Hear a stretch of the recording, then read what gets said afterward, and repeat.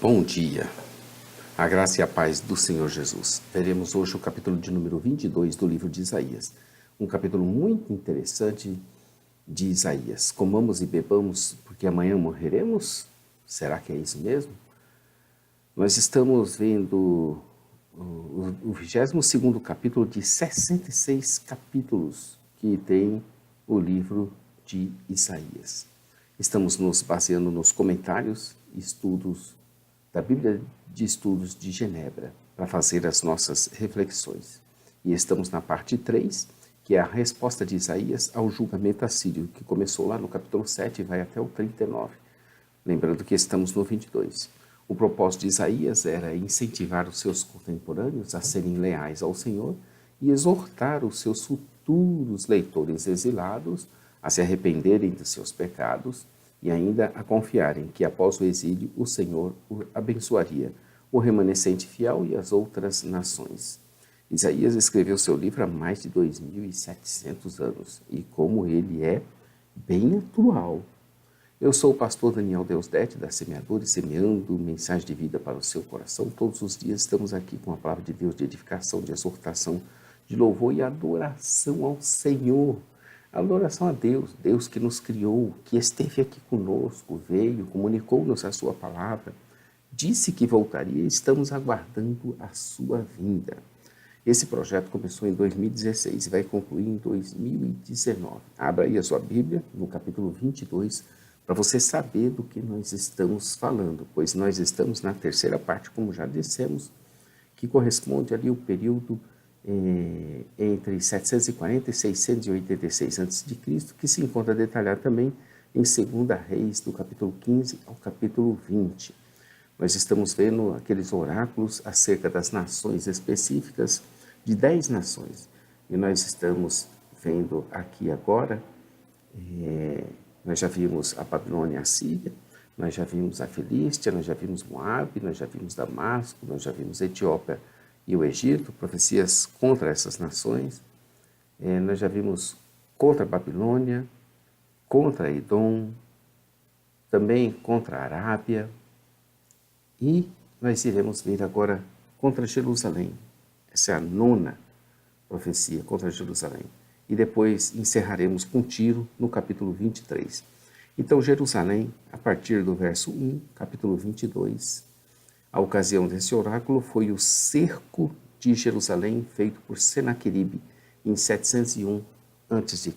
Esse é o contexto. Jerusalém cercada por Senaqueribe em 701 a.C. A sentença era clara, como o Vale da Visão, isto é, contra Jerusalém. Talvez aqui o Vale da Visão era uma forma sarcástica de se referir a Jerusalém como um vale que se tem pouca visão da realidade. A campanha de Senaqueribe contra Judá. O reino de Judá tornou-se vassalo assírio ao pedir proteção contra o ataque de Israel e da Síria. Assim, quando o rei Ezequias buscou a independência de Judá, a sua ação levou o exército assírio até Judá. O rei assírio sitiou-a e tomou Laquis e enviou um grande exército contra Jerusalém. Ezequias, por conselho do profeta Isaías, não se rendeu e os assírios foram obrigados a retroceder. Está lá em 2 Reis, capítulo 18 e capítulo 19. Judá permaneceu leal à Síria até que o império foi derrotado pelos babilônios, que tomaram Nínive, capital assíria, no ano de 612 a.C. Daniel 5. O rei Ezequias e o povo de Deus nutriam, de certa forma, uma confiança absurda na proteção de outras nações, como, por exemplo, o Egito e a Etiópia. E eles acreditavam que mal nenhum poderia sobrevir sobre eles enquanto eles tivessem essa proteção. Isaías, o profeta de Deus, conhecia o seu Deus e sabia que essa autoconfiança não refletia uma fé séria no Senhor. Ele repreendeu o povo, repreendeu os seus líderes por não levarem a sério a ameaça assíria, cuja palavra de Deus advertia. Os cidadãos de Jerusalém totalmente consideravam-se invencíveis. Eles se reuniam no telhado das casas com o propósito de festejar, verso 13. Parece que Sebna era líder entre aqueles que comemoravam, verso 15. No verso 2, vemos uma cidade cheia de aclamações, cidade estrepitosa, cidade alegre. Os cidadãos agitados e animados não haviam testemunhado o que o profeta viu. Isaías, pelo contrário, anteviu o que aconteceria a Jerusalém. Muitos morreriam devido a doenças e por causa das dificuldades causadas pelo iminente cerco de Jerusalém pelos assírios. Realmente a cidade não percebia o perigo e as consequências do cerco assírio. Isaías viu que depois de destruírem grande parte de Judá, os líderes abandonariam o povo. Em outras passagens, o profeta foi um duro crítico da liderança humana e das pessoas que não tinham visão do que estava acontecendo ao redor delas. É Deus advertindo, é Deus enviando seus profetas e é o povo não fazendo caso disso. É também a mesma coisa nos dias atuais. É como sempre foi e como sempre vai ser. Raríssimas vezes o povo, depois de advertido, tomou juízo, se arrependeu e Deus mudou o destino previsto para uma nação ou para um povo especial. Temos o famoso caso de Nínive, que fora advertida pelo profeta Jonas e se arrependeu. E Deus mudou a sorte daquela nação inteira. O profeta expressou, verso 4, o seu desespero diante do perigo que Jerusalém enfrentava. O dia do Senhor, que aconteceria quando os assírios lançassem o cerco a Jerusalém, traria consigo ansiedade desvairada, gritos de angústia, alvoroço, desolação e destruição. No verso 6, as cidades de Elão e de Qui, situadas a leste da Babilônia, se uniram à Síria no cerco a Jerusalém, que seria completamente rodeada e não teria qualquer defesa. Os vales seriam cheios de carros e cavaleiros, estariam todos postos, prontos para invadirem. Verso 7.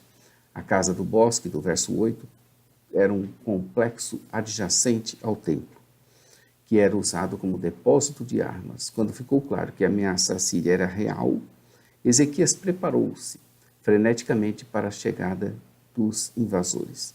Ezequias, preparando-se para a iminente invasão de Senaqueribe, construiu um açude inferior, conhecido como açude de Selá, Neemias 3,15, ou tanque de Siloé, que está lá em Lucas 13,4, João 9, de 7 e 11, o qual era um reservatório de água em um túnel de ligação.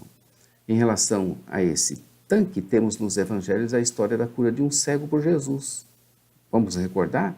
Jesus e os seus discípulos viram que por ali passava um cego de nascença, e seus discípulos, estava por ali um cego de nascença, e seus discípulos o interrogavam perguntando quem tinha pecado, seria o cego ou os pais dele, para que assim ele ficasse cego? Jesus não respondeu à pergunta deles como eles queriam, identificando uma culpa ou uma origem para a cegueira, mas disse que aquele cego tinha nascido para que assim nele se manifestasse a glória de Deus. Então disse a todos que ele era a luz do mundo. Jesus era a luz do mundo. João 9,5. Depois ele cuspiu no chão e com a saliva fez lodo e aplicou assim no cego e mandou que ele fosse lavar nesse tanque aí, nesse tanque de Siloé. Foi após ter se lavado que o cego de nascença voltou, vendo claramente. No verso 2 temos uma preparação sendo feita com relação à fortificação dos muros. Foi feita uma inspeção nas construções de Jerusalém como preparação para a batalha. Algumas foram deliberadamente demolidas e o entulho foi usado para, assim, fortificar o muro, conforme está em 2 Crônicas 32:5. Enquanto se ocupava com o planejamento e a fortificação de Jerusalém, açude velho, provavelmente a fonte de Gion, o povo esqueceu-se do Senhor, justamente daquele que suscitou essas calamidades e que teria poder sobre elas. Interessante, né? Deus é tanto Criador de tudo quanto mantenedor de toda a vida, que se formou para a sua glória e louvor. Deus criara a cidade que Ezequias tentava desesperadamente proteger, e ele mesmo planejava esse cerco. Portanto, era uma completa tolice ignorar Deus nesse momento de dificuldade. Eu até costumo dizer que Deus dá sonhos para nós que Ele mesmo realiza. Deus chamou o povo ao arrependimento, não a uma preparação frenética para a inútil defesa contra a ameaça de Senaqueribe. Deus queria do povo arrependimento, não que enfrentasse o exército. O Senhor exigia que eles se voltassem para Ele em vez de confiar em seus próprios planos.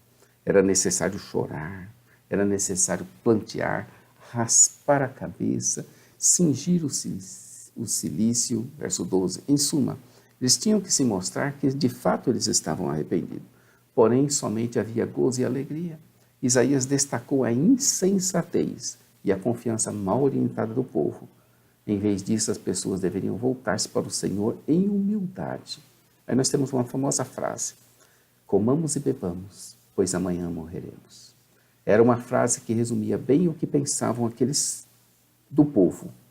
Era, sem dúvida, uma declaração que evidencia um desprezo insensato pela advertência que o profeta fizera quanto a preparar-se de todo modo adequado para o julgamento iminente. Ou seja, Senaqueribe estava cercando eles. A morte era certa, não tinha escapatória. O que nós vamos fazer? Se arrepender? Não, vamos comer e beber, que amanhã a gente morre mesmo. A mentalidade deles era a seguinte: já que estamos mesmo perdidos, com Senaqueribe nos cercando, e amanhã vamos morrer, então vamos aproveitar o último momento para comer, para beber, para se divertir, porque amanhã morreremos. O apóstolo Paulo, muito tempo depois, faz defesa da ressurreição de Cristo. Fazendo a defesa, ele cita esse versículo como dizendo que se Cristo não ressuscitou, então, de fato, vamos comer e beber, porque amanhã morreremos. Mas eu tenho uma palavra diferente para vocês. Cristo Jesus ressuscitou dos mortos. Deus, em resposta, não quis lhes perdoar essa maldade do coração. Deus não desprezaria a recusa de Jerusalém de voltar-se para ele. A ameaça da destruição de Jerusalém permanecia. O profeta fala diretamente a Sebna, verso 15, que de maneira audaciosa desconsiderou a séria circunstância que Jerusalém enfrentava. Sebna era um estrangeiro, um alto funcionário em Jerusalém, que aparentemente não levava a sério a advertência de Isaías em relação ao ataque assírio. Isaías questionou a razão de Sebna estar tão ocupado consigo mesmo em vez de levar a cidade ao arrependimento. Até uma sepultura na rocha foi feita porque Sebna, para ser uma morada eterna, foi feita essa sepultura na rocha. Ele, ironicamente, é considerado um homem forte, sinal de sua presunção. No entanto, o Senhor ameaçou destruir Sebna, Jeremias 22, 26, lançando-o fora do seu posto, verso 19. Durante o período do cerco em si, Sebna já havia sido rebaixado para servir como secretário e Eliaquim estaria assumindo o antigo cargo de Sebna. Deus considerava Eliaquim seu servo, uma designação especial de alguém próximo a Deus. Meu servo Moisés, meu servo Jacó, meu servo Isaías, meu servo... Ele era considerado meu servo. Ele era um pai, ou seja, um líder piedoso que servia bem a seu povo. Sempre esse cuidado, o líder e o seu povo, e o povo de Deus. Deus estaria pondo a chave da casa de Davi sobre o seu ombro, verso 22. A chave dava acesso a uma audiência com o rei e era, portanto, o símbolo de autoridade. Com ela somente ele poderia abrir e fechar e abrir. Embora Eliaquim tenha sido fiel, naquele momento até mesmo ele terminaria sendo derrubado do poder. O Isaías 22 começa: peso do vale da visão, verso 1. Que tens agora, pois que com todos os teus subistes aos telhados.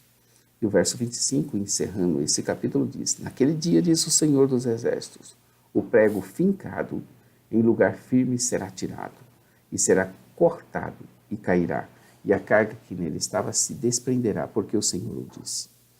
Até que ponto Deus é invisível se suas ações se fazem visíveis na história dos povos? Aqui no verso 25, ele está fincando Eliaquim. mas ele mesmo irá tirá-lo do poder por causa do quê? Das suas ações. Muito interessante esse capítulo 22. Vale a pena a gente ler, meditar, refletir, estudar, até decorar. O capítulo 22 é muito útil até no Novo Testamento para a nossa vida, por fato da ressurreição de Cristo, para nos ensinar a respeito do pecado, de muita coisa. O capítulo 22 é muito interessante. Amanhã estaremos aqui com outro capítulo muito bom, que é o 10º oráculo de Isaías contra Tiro e o seu sistema comercial, no capítulo 23. A todos um bom dia, fique conosco, inscreva-se no nosso canal. Inscreva-se no nosso canal, conheça nosso blog site jamaisdesista.com.br. Lá você vai encontrar a parte escrita dessa narrativa. Também acesse nossa loja virtual, semeadores.com.br, nossa loja física no centro de Taguatinga, em Brasília, Distrito Federal, servindo o Brasil, servindo o mundo inteiro com a nossa literatura, com o nosso material. É só fazer as encomendas que nós temos preços especiais. Também acesse nossas orações e meditação a partir das 8h30. Todos os dias estamos aqui a partir de 8h30 na Rádio Semeadores. radio.osemeadores.com. Então, a todos um bom dia. Maranata. Ora, ora, vem, Senhor Jesus. Deus te abençoe, querido.